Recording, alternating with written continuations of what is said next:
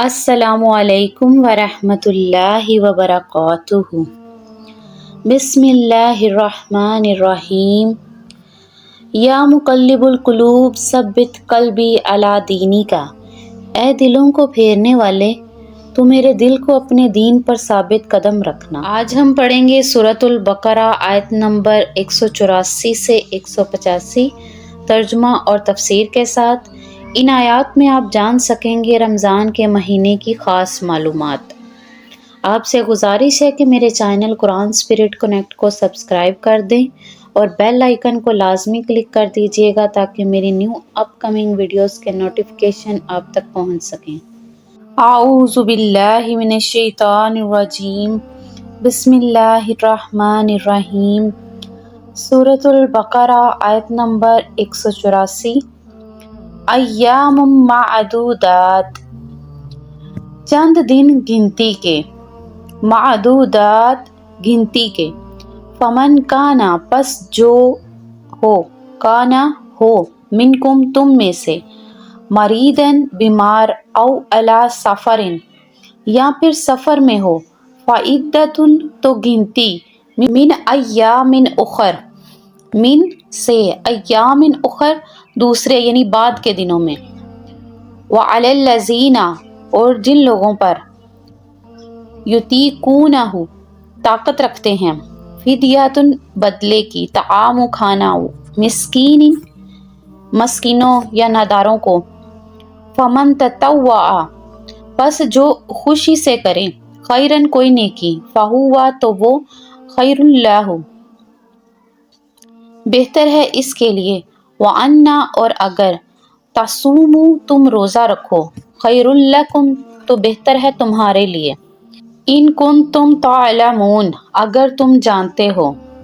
گنتی کے چند دن روزے رکھنے ہیں، پھر بھی اگر تم میں سے کوئی شخص بیمار ہو یا سفر پر ہو تو وہ دوسرے دنوں میں اتنی ہی تعداد پوری کر لیں، اور جو لوگ اس کی طاقت رکھتے ہوں وہ ایک مسکین کو کھانا کھلا دے، یعنی روزے کا فدیہ ادا کر دے۔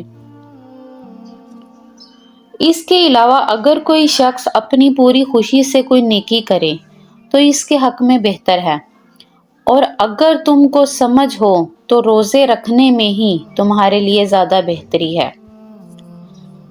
شروع میں جب روزے فرض کیے گئے تو یہ آسانی بھی دی گئی کہ اگر کوئی شخص روزے رکھنے کی بجائے فدیہ ادا کر دے تو یہ بھی جائز ہے۔ بعد میں آیت نمبر 185 جو نازل ہوئی، یعنی اس سے اگلی جو آیت ہے، اس آیت نے اس سہولت کو واپس لے لیا اور یہ حتمی حکم دے دیا گیا کہ جو شخص بھی رمضان کا مہینہ پائے وہ روزے رکھے۔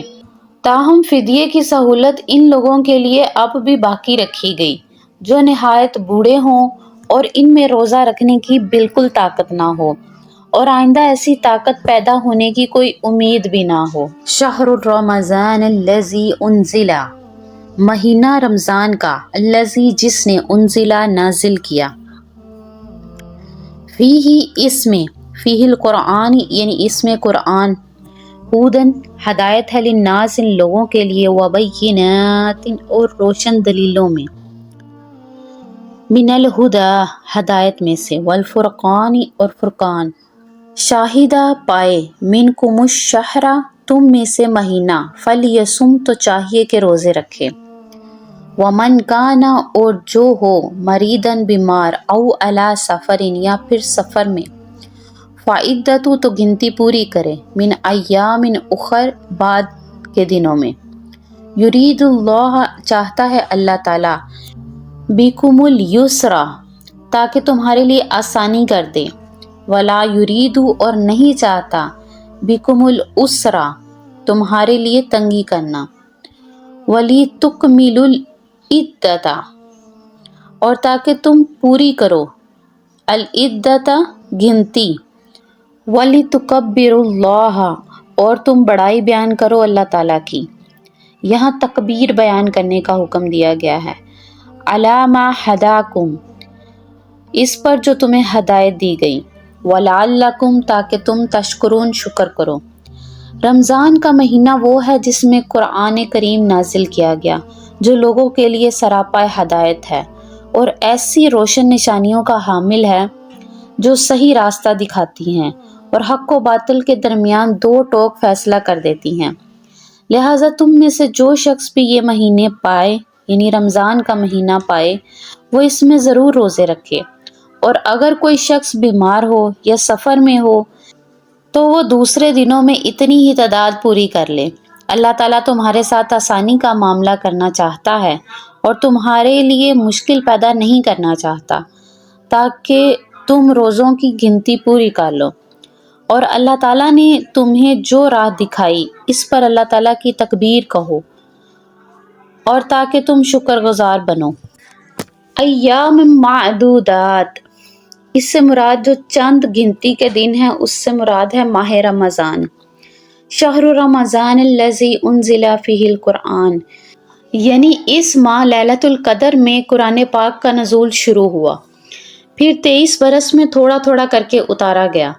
اس آیت سے معلوم ہوا ہے کہ ماہ رمضان کا قرآن مجید کے ساتھ خاص تعلق ہے۔ اس میں کثرت کے ساتھ قرآن پاک کی تلاوت اور قیام ہونا چاہیے۔ یہی وجہ ہے کہ رسول اللہ صلی اللہ علیہ وآلہ وسلم رمضان میں ہر رات جبریل علیہ السلام کے ساتھ قرآن مجید کا دورہ کیا کرتے تھے۔ صحابہ کرام اور دوسرے سلف صالحین کے عمل سے بھی رمضان میں قرآن سے خصوصی شغف ثابت ہے۔ بہت سی احادیث میں ماہ رمضان کی راتوں میں قیام کی فضیلت آئی ہے۔ ابو ہریرہ رضی اللہ تعالیٰ عنہ بیان کرتے ہیں کہ رسول پاک صلی اللہ علیہ وآلہ وسلم نے فرمایا، جس شخص نے ایمان اور ثواب کی نیت کے ساتھ رمضان کا قیام کیا اور تو اس کے پہلے گناہ معاف کر دیے جاتے ہیں۔ ابو ذر غفاری رضی اللہ تعالیٰ عنہ بیان کرتے ہیں کہ رسول پاک صلی اللہ علیہ وآلہ وسلم نے رمضان کی 23ویں، 25ویں اور 27ویں رات جماعت کے ساتھ قیام کروایا۔ ابو سلمہ رضی اللہ تعالیٰ عنہ نے حضرت عائشہ رضی اللہ تعالیٰ عنہ سے پوچھا کہ رمضان میں رسول پاک صلی اللہ علیہ وآلہ وسلم کی نماز کس طرح کی تھی؟ تو انہوں نے فرمایا کہ آپ رمضان ہو یا غیر رمضان 11 رکعتوں سے زیادہ نہیں پڑھتے تھے۔ یہاں تراویح کی بات ہو رہی ہے، یعنی صلاۃ التراویح کی بات ہو رہی ہے کہ آپ صلی اللہ علیہ وسلم 11 پڑھتے تھے۔ حضرت عمر رضی اللہ تعالیٰ عنہ نے تمام لوگوں کو ایک امام پر جمع کر دیا، چنانچہ ابی بن کعب اور تمیم داری رضی اللہ تعالیٰ عنہ کو حکم دیا کہ وہ لوگوں کو 11 رکعتیں قیام کروائیں۔ 20 رکعتیں پڑھنا یا اس کا حکم دینا صحیح سند کے ساتھ نہ رسول پاک صلی اللہ علیہ وآلہ وسلم سے ثابت ہے، نہ حضرت عمر رضی اللہ تعالیٰ عنہ سے۔ بعض روایات میں حضرت عمر رضی اللہ تعالیٰ عنہ کے زمانے میں لوگوں سے 20 رکعتیں پڑھنے کا ذکر آیا ہے۔ ہدی للناس وبینات من الہدی والفرقان، یعنی قرآن لوگوں کے لیے ہدایت ہے اور اس کے ساتھ اس میں ہدایت اور حق و باطل میں فرق کرنے والے دلائل بھی ہیں۔ ہدایت ایک عام ہوتی ہے اور ایک وہ ہدایت ہے جس کے ساتھ دلیل بھی ہو، سو اس میں صرف ہدایت ہی نہیں بلکہ اس کے دلائل بھی ہیں۔ فمن شاہد منکم الشہر فلیصم، یعنی اس ماہ کا چاند طلوع ہونے کے بعد جو گھر میں موجود ہو وہ ضرور روزے رکھے۔ وَلِتَكْمِلُوا الْعِدَّةَ وَلِتُكَبِّرُوا اللَّهَ عَلَىٰ مَا هَدَاكُمْ وَلَعَلَّكُمْ تَشْكُرُونَ۔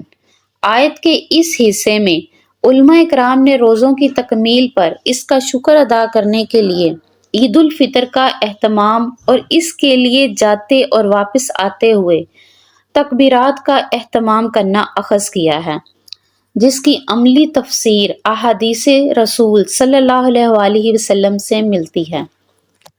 صدق اللہ العظیم۔